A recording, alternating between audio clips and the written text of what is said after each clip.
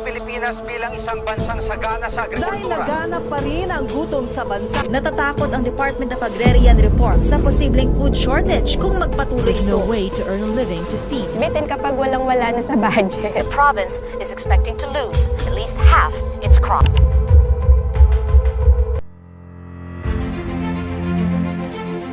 Hello everyone! Today is another day to learn. This is the Group 4 and we are going to focus and discuss to you the agrarian reform in the Philippines. Now to start our lesson, let us define first what is agrarian. Agrarian reform refers to the rectification of the whole system of agriculture. It is normally done by the government where it redistributes the agricultural lands among the farmers of the country. Agrarian reform is concerned with the relation between production and distribution of lands among the farmers.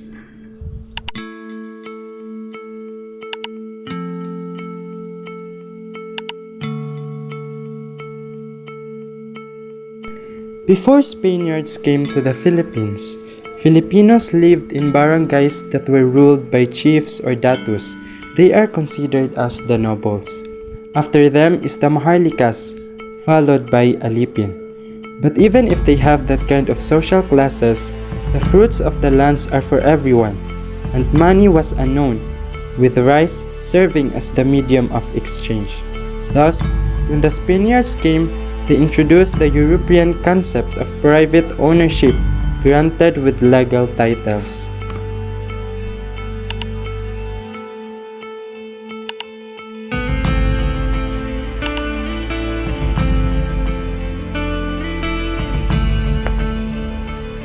During the Spanish period, there is a system called encomienda, where royal land grants were given to encomienderos who were tasked with defending their land, maintaining peace, and supporting missionaries.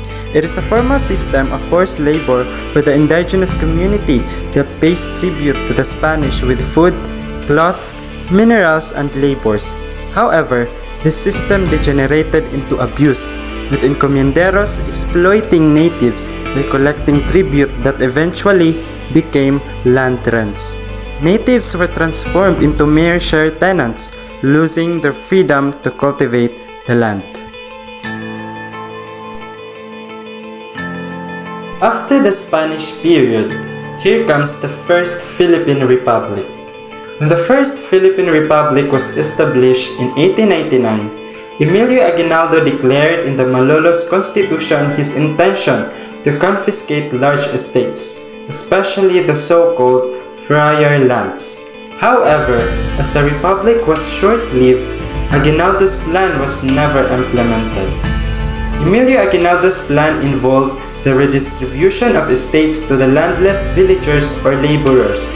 However, due to various factors such as the American colonization and political instability, this plan was not realized.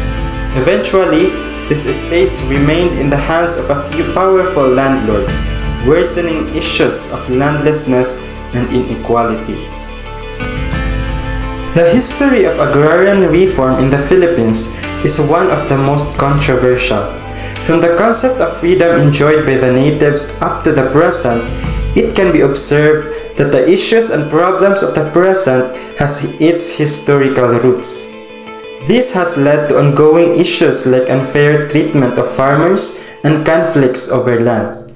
Changing this requires fairer rules about who gets land and giving back the power to rural communities for long-term solutions.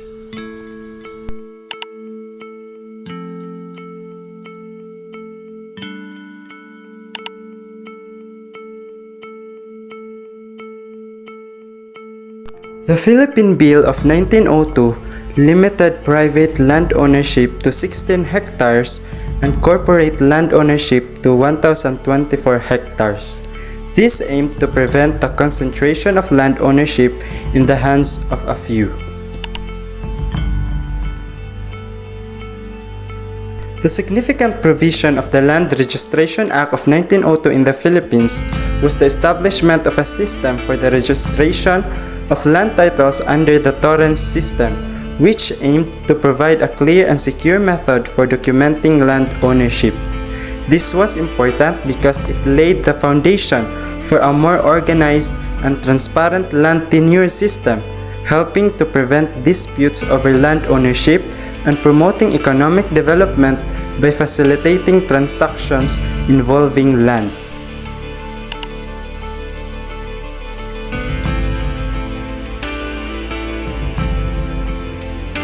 The Tenancy Act of 1933, Act Number 4054 and 4113, is a contract share of tenancy whereby a partnership between the landlord and a tenant to join in agricultural work. For instance, 50-50 sharing of a crops. Any strong relationship between a landlord and a tenant can greatly benefit both parties. A positive relationship can lead to better communication, faster resolution of issues, increased trust, and ultimately a more successful tenancy. The Tenancy Act of 1933 was important because it aimed to protect the rights of both landowners and tenants, ensuring fair treatment and addressed issues such as land rent, lease duration, fair sharing of harvests, and protection against arbitrary eviction. As for whether it's fair, opinions may vary. Some people think it's fair because it helps tenants feel safe and secure in their homes. But others think it's not fair because it might make it hard for landlords to manage their properties. So, fairness depends on perspectives and effectiveness of implementation and enforcement. Since the early days, the Philippine government has taken steps to address land ownership issues through legislation such as the Philippine Bill of 1902, the Land Registration Act of 1902, and the Tenancy Act of 1933. However, despite these efforts, problems like inconsistent enforcement and ongoing disagreements continue, showing how difficult it is to fix land issues in the Philippines.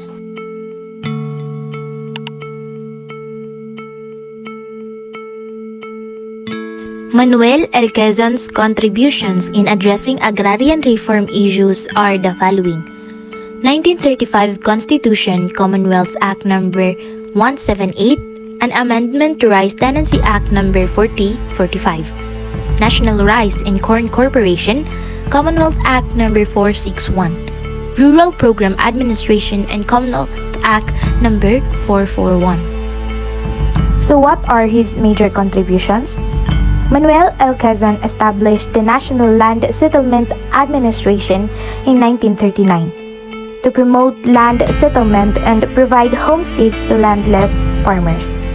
He also pushed for the enactment of the Rice Share Tenancy Act of 1933, which aimed to improve the conditions of tenant farmers. Ramon Magsaysay's contributions in addressing agrarian reform issues are the following. Republic Act No. 1160, Republic Act No. 1199, Agriculture and Tenancy Act of 1954, Republic Act No. 1400, Land Reform Act of 1955, Republic Act No. 821, Creation of Agricultural Credit Cooperative Financing Administration. So what are his major contributions? Ramon Magsaysay implemented the Agricultural Tenancy Act of 1954, also known as the Magsaysay Plan, which aimed to protect the rights of tenant farmers and regulate share tenancy agreements. He also promoted the resettlement of landless farmers through the Land Settlement and Development Corporation. Now, how about President Diosdado Macapagal? Diosdado Macapagal is considered as the father of agrarian reform. It was during his term when he signed the Agricultural Land Reform Code in 1963, which aimed to emancipate tenant farmers from the bondage of the soil and improve their economic status. He also established the Land Bank of the Philippines in 1963 to provide financial support to agrarian reform beneficiaries. The last one is President Corazon Aquino. Her contributions in addressing agrarian reform issues are the following. Executive Order No. 228, Executive Order No. 229, Proclamation No. 131, Executive Order No. 129, Republic Act No. 6657, Executive Order No. 405, Executive Order No. 407. So what are her major contributions? She implemented the Comprehensive Agrarian Reform Program through Republic Act No. 6657 in 1988, which aimed to redistribute agricultural lands to tenant farmers and promote social justice. She also instituted the creation of the Department of Agrarian Reform to oversee the implementation of her program and facilitate land distribution. In terms of which president contributed the most to the betterment of the agrarian reform system, Corazon C. Aquino stands out. As we can see, she had the most laws of agrarian reform.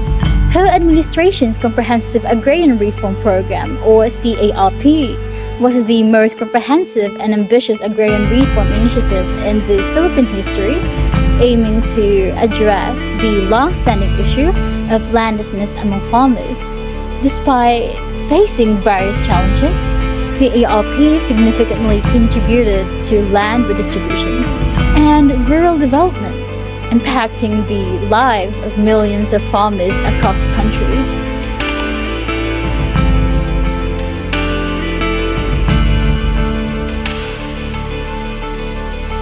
In the Philippines, farmers still face a pretty big problem in terms of land. They're not getting the fair share they deserve, and it's been like this for a long time. One big issue that is taking so long for farmers to get the land they should own. Also, some agricultural land is being changed into factories or buildings, which means less land for farming. Farmers also don't have enough help like money, water, and advice to make the farms better. Some farmers are even afraid of losing their land because of arguments over who owns it. To fix these problems, the government needs to really work hard and make sure farmers get their land quickly. They also need to stop turning farm areas into other things and protect the land for farming. Farmers should get more training and support so they can do better with the farms. And it's important to listen to what farmers need and help them stand up for their rights. By doing these things, we can make sure farmers in the Philippines have a fair chance to succeed and have better lives. The agrarian reform issues in the Philippines still gropes in the dark.